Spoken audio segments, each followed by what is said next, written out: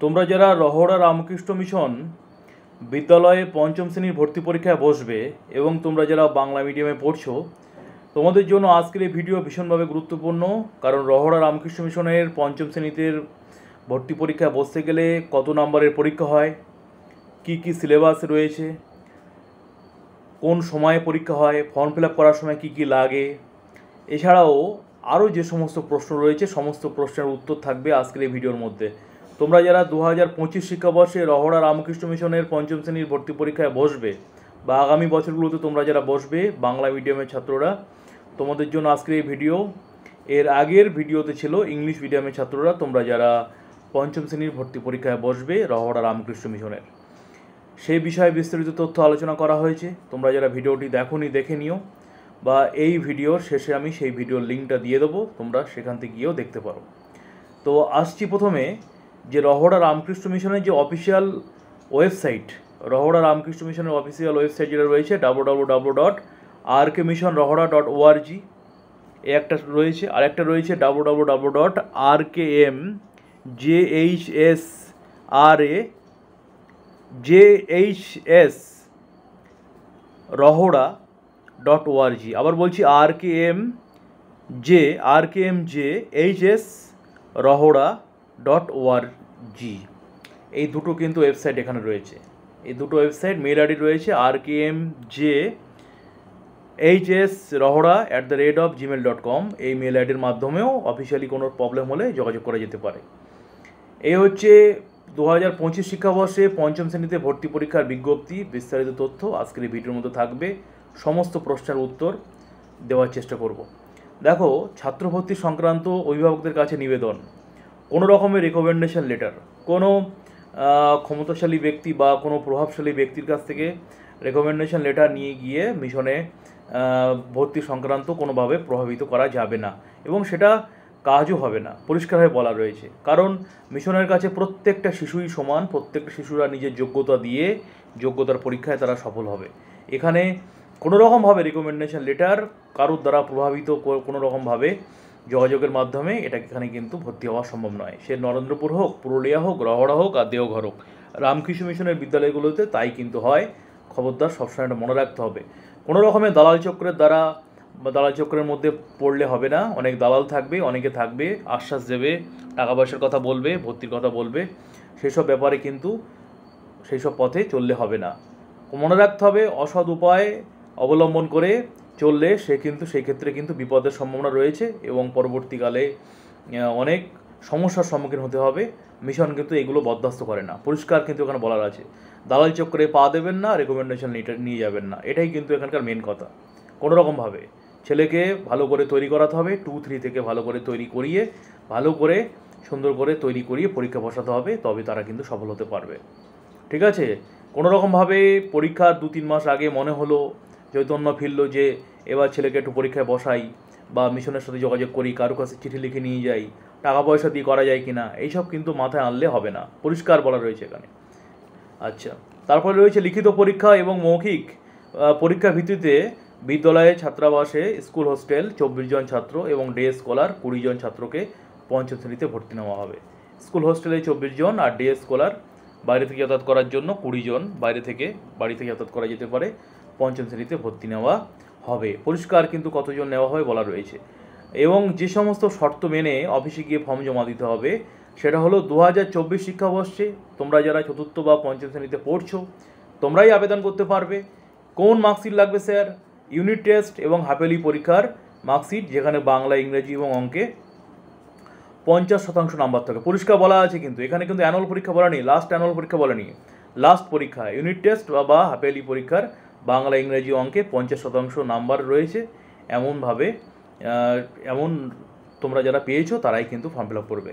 Unit test আর হাফেলি পরীক্ষা বলেছি, কিন্তু পরে আবার প্রশ্ন যেন না হয় যে অ্যানুয়াল পরীক্ষা দিলে কি হবে। এখানে বলেছে ইউনিট টেস্ট আর হাফেলি, যেটা বলে সেটাই করতে হবে। এবার যেটা রয়েছে, যে সব ছাত্রের বয়স 1 জানুয়ারি 2025 তারিখে 10 থেকে 11 বছরের মধ্যে, কেবল তারাই আবেদন করতে পারবে। পরিষ্কার বলা আছে 1 জানুয়ারি হিসাবে 10 থেকে 11 বছরের মধ্যে যাদের বয়স তারাই কিন্তু ফর্ম ফিল আপ করতে পারবে।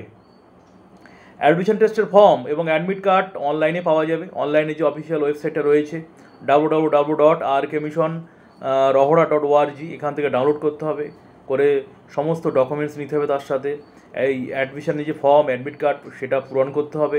সমস্ত ডকুমেন্টস যেগুলো রয়েছে সেগুলো নিয়ে 18ই সেপ্টেম্বর ওয়েডনেসডে 2024 থেকে 5th অক্টোবর স্যাটারডে 2024 মধ্যে, এবং পূজা ভ্যাকেশনের পর 5th নভেম্বর থার্সডে 2024 থেকে 11th নভেম্বর মানডে 2024 মধ্যে স্কুল অফিসে জমা দিতে হবে সকাল 11টা থেকে 2টোর মধ্যে, রবিবার এবং ছুটির দিন ছাড়া। পরিষ্কার কিন্তু বলা আছে 18ই সেপ্টেম্বর থেকে 5ই অক্টোবর, আর পুজোর ছুটির পর 5ই নভেম্বর থেকে 11ই নভেম্বরের মধ্যে এই ফর্মটা কিন্তু সব ফিল আপ করে অফলাইনে ফর্মটা স্কুলের অফিসে গিয়ে জমা দিয়ে আসতে হবে। পরিষ্কার কিন্তু বলা আছে। ফর্ম জমা দেওয়ার সময় কী কী নিয়ে যাবো স্যার? বার্থ সার্টিফিকেট নিয়ে যেতে হবে, স্কুলে যে ইউনিট টেস্ট বা হ্যাপেলি পরীক্ষা, যে মার্কশিট, কাস্ট সার্টিফিকেট, এগুলো জেরক্স ফর্মের সাথে জমা দিতে হবে। অরিজিনাল কাস্ট সার্টিফিকেট, অরিজিনাল যে সমস্ত সার্টিফিকেট রয়েছে, caste certificate, SC ST OBC যেসব সার্টিফিকেট রয়েছে, তারপরে বার্থ সার্টিফিকেট, ইউনিট টেস্ট হ্যাপেলি যে মার্কশিট, এগুলো অরিজিনালটাও নিয়ে যেতে হবে ভেরিফিকেশনের জন্য। রিটার্ন টেস্টের সময় admission form, prospectus, specimen, question bank, question বুক যেটা রয়েছে, আর সিলেবাস, মানে বলতে চাইছে যে অ্যাডমিশনের ফর্ম আর তার সাথে রহড়া রামকৃষ্ণ মিশন মানে সংক্রান্ত বিস্তারিত তথ্য, একটা প্রসপেক্টাস দেওয়া হবে বই মতো, আর একটা স্পেসিমেন কোশ্চেন বুক, একটা মডেল প্রশ্নের বই দেওয়া হবে, আর সিলেবাস সব ধরে 700 টাকা কিন্তু ক্যাশ, অনলি ক্যাশ নেওয়া হবে ফর্ম জমা দেওয়ার সময়। আর ফর্ম এবং অ্যাডমিট কার্ড পূরণে ভুল হলে তা বাতিল বলে গণ্য হবে। সব জায়গাতেই ভুল হলে কিন্তু বাতিল বলে গণ্য হবে, মূল্য ফেরত পাওয়া যাবে না, টাকাটা কিন্তু আর ফেরত পাওয়া যাবে না। রিটার্ন যে টেস্ট হবে সেটা কিন্তু মনে রাখতে হবে 8ই ডিসেম্বর 2024 সানডে পরীক্ষাটা হবে সকাল 11টার সময়। কোথায় হবে? Ramakrishna mission boys home high school রহড়াতে কিন্তু পরীক্ষাটা হবে।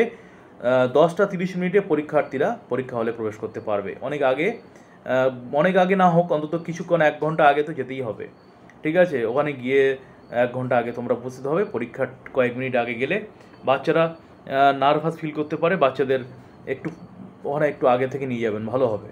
অভিভাবকদের কাছে অনুরোধ থাকলো সমস্ত মিশনের পরীক্ষা হলে যাওয়ার, পরীক্ষা হলে বাচ্চাদের ঢোকার কিছুক্ষণ আগে অন্তত নিয়ে যাবেন, মিনিমাম 1 ঘন্টা আগে, তাহলে ভালো হয়। লিখিত পরীক্ষা শুরু হবে সকাল 11টা থেকে, 11টা 15 মিনিটের পর থেকে পরীক্ষার্থীরা কিন্তু হলে প্রবেশ করতে পারবে না, পরিষ্কার বলা আছে। অ্যাডমিট কার্ড ছাড়া বিদ্যালয়ে পরীক্ষা হলে ঢোকা যাবে না, পরীক্ষা বসতে পারবে না। আর বাংলায় হবে 30 নম্বরের পরীক্ষা, ইংরেজিতে হবে 30 নম্বরের পরীক্ষা, অঙ্কে হবে 30 নম্বরের পরীক্ষা, আর সাধারণ বিজ্ঞান যেটা রয়েছে সেখানে 30 নম্বর পরীক্ষা হবে, 10 নম্বরের পরীক্ষা হবে। তাহলে বাংলায় 30 নম্বর, ইংরেজি 30 নম্বর, অঙ্কে 30 নম্বর এবং বিজ্ঞানে কিন্তু 10 নম্বর। বিজ্ঞানের কেমন ধরনের প্রশ্ন হয় এর উপরে নরেন্দ্রজ্যোতি টিউটোরিয়ালের কয়েকটা ভিডিও রয়েছে।